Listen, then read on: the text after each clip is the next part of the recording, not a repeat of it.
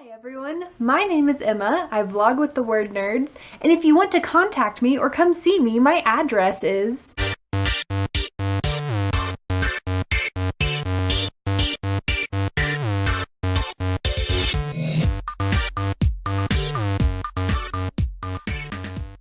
Okay, so I'm not going to give you my address today, or anything that personal. The fact is, today I'm actually talking about not doing something like that. I am talking about internet safety. In case you missed it, on Wednesday we did an extra live chat for BEA Armchair where we talked about vlogging and using it to expand your blogging. One question we got was, how do you decide how much information to share about yourself? This prompted a little bit of a discussion about privacy and security on the internet, and I wanted to take a moment to talk about that today. The thing is, I think sometimes we start to think that the internet is really safe. These aren't real people that we can see. They're just fake people out there on the internet, and it doesn't matter what you tell them, and that can be a really dangerous way to feel and think. In the end, the way that you use the internet is your personal choice. That's why these are more guidelines than they are rules per se. So guideline number 1 is the where you share. Be familiar with the social media sites that you're using. Be familiar with their privacy policies. Be familiar with your own security settings. Make sure you don't just pick the default privacy settings because it's the default. See what those settings are and decide if you want something different. Guideline number 2 is the what you share on the internet.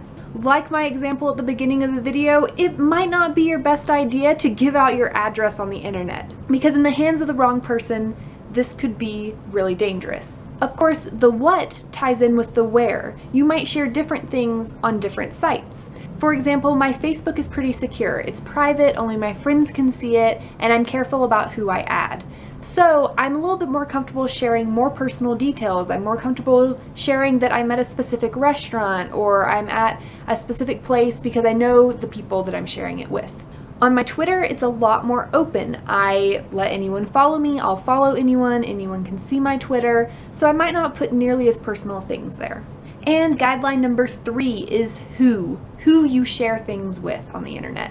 It can be the hardest thing because we all love our internet friends. I mean, out of the WordNerds, I only know one of them in real life, I guess. And that's the great thing about the internet, that you can find friends that you wouldn't meet anywhere else because they live so far away, because you're in such different worlds. But it also means that you need to be extra safe about who you're sharing things with. Some people on the internet might not be who they say they are, and that's something that you always need to be aware of. And if you ever decide to meet an internet friend in real life, maybe it's a good idea to make sure that someone knows where you are, where you're meeting them, who the person is, just in case. Maybe I'm a little bit of a paranoid person, but I think internet safety is really important. I think it's important to consider the where, the what, and the who of the things that you share on the internet. I'm not saying that you need to close everything down, make all your social media sites private, not interact with anyone you haven't met in real life.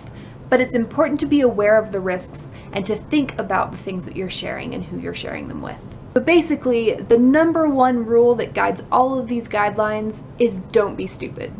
Be smart about where you're sharing things, what you're sharing, and who you're sharing it with.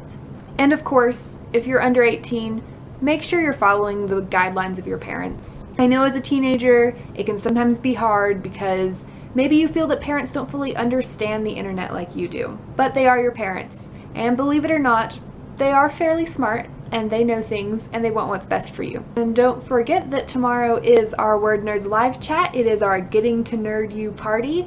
We will be doing trivia, we'll be having games, you'll get to watch us eat lots of candy and just have a lot of fun. And we would love for all of you to join us. So we'll see you tomorrow night at 7:30 Eastern Time. In the meantime, be safe. Bye.